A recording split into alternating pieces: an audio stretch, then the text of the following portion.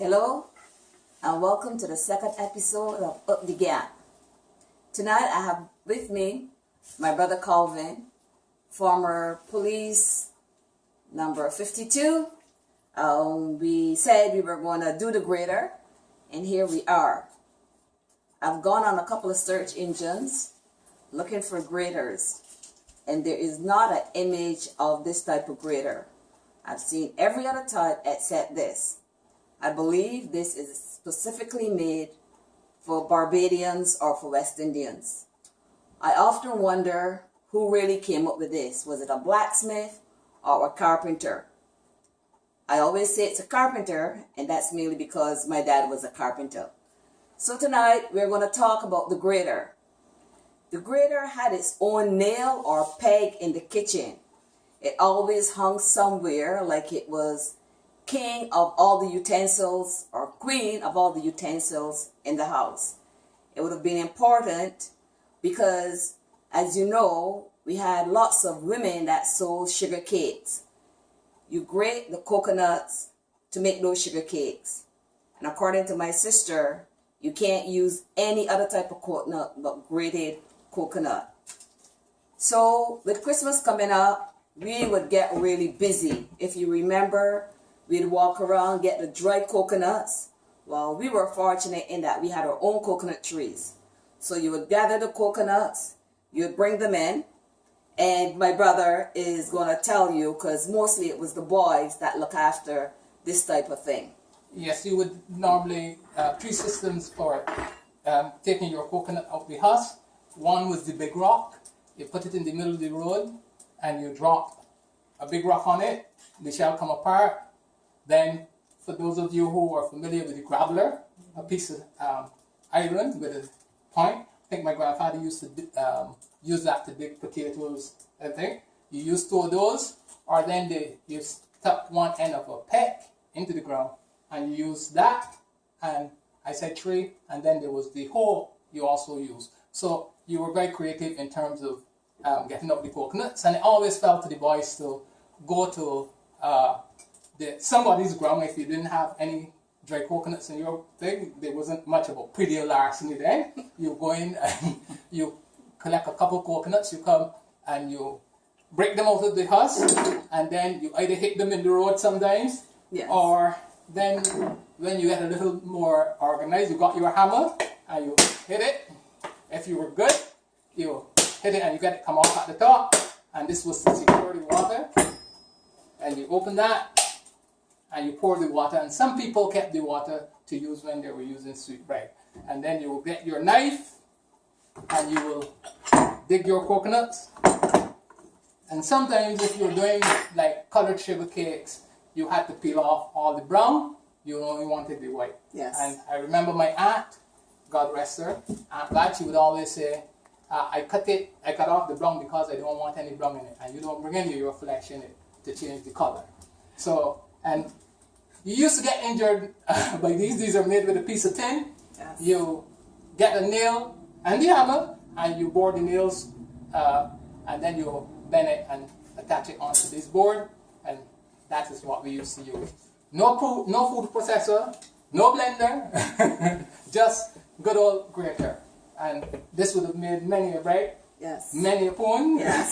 The cassava here. The cassava. Yes. The sweet potatoes. For your black pudding and sauce. Yes. Yes. And the grater was critical to your conkeys. It was critical to the chef or the housewife or the person who did most of the cooking in our day. Right. And if you remember, at Christmas time, you would have a variety of bowls, and everybody would have their portion of coconuts, and you'd be getting ready to grater. I remember one year we borrowed graters from all the neighbors, and it was just gratering for days and days, because you bake for yourselves and the neighbors and all the family members. So sometimes you grate coconut for like 2-3 days non-stop. Well, yes, you stop to take a nap or so.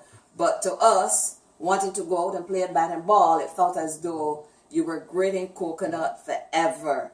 And then you also had to do the cassava, because then you had to do your pone as well. So it was really busy. And then, in addition to your pone, you did your hats, your cassava hats with the cassava, and then you had to know how to prepare it. If it was poison cassava, remember, Right. you had to wring it, and then if it was roasting cassava, they call the other one, at least that's the name they gave to it, Yes. which was normally known by the brown skin. You just grate it and use as is. Yes. So thank you so much. Yes, and thank you for the opportunity to share on Up the Gap. Yes. And I have to be going now because I got to get up the gap. Yes. See, Calvin just break these coconuts and go along and leave all this hard work here for us to do now, digging this thing out. And this is the most tedious. It happens all the time. The boys get to go outside and play, and the girls are stuck in the kitchen every time. But I am not doing that to my daughter. I don't blame you. But again, seeing how people always in Bridgetown fighting for cake now, I guess. Oh yeah, we better teach them the old time way. Yes. But this is so tedious. Yes. This is a part of the process that I really don't like, because sometimes you can, the knife can slip. You have to be really careful so that the knife doesn't slip and injure you. But I'm going to get even. I'm going to eat as much as I grater. All right, so we've taken the brown stuff off, washed it, and this is what the coconut looks like. Ready to be grated for sweet bread, or coconut bread as we say, or sugar cakes. So here we go.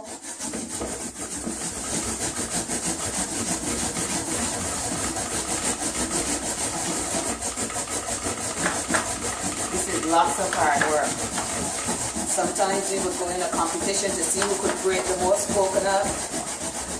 When you're going fast, next thing, piece of your finger gone.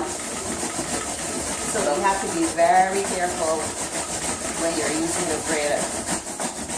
These things are really sharp, very sharp. So sometimes all you heard was the radio fusion in the back in this song. Grate, grate, grate. And the more you grate, the more coconut there is in your bowl. And the boys outside playing cricket. So as you can see, here is your grated coconut. Now this is when I will eat. That's it. Typical. Calvin has left us now to clean up all this stuff. He leaves to Barbados tomorrow. Yes. Wish him a safe trip. I'm envious of him heading out to the sun, the sea. But I guess we have more snow to look forward to.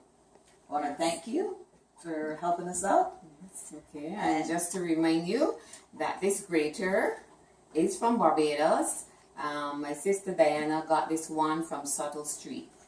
And this one, my aunt had it in England for years and years, and realized that I'm into collecting artifacts of Barbados, and lovingly gave it to me. So that's it for tonight. We thank you for joining us, and see you next time. Up the Gap.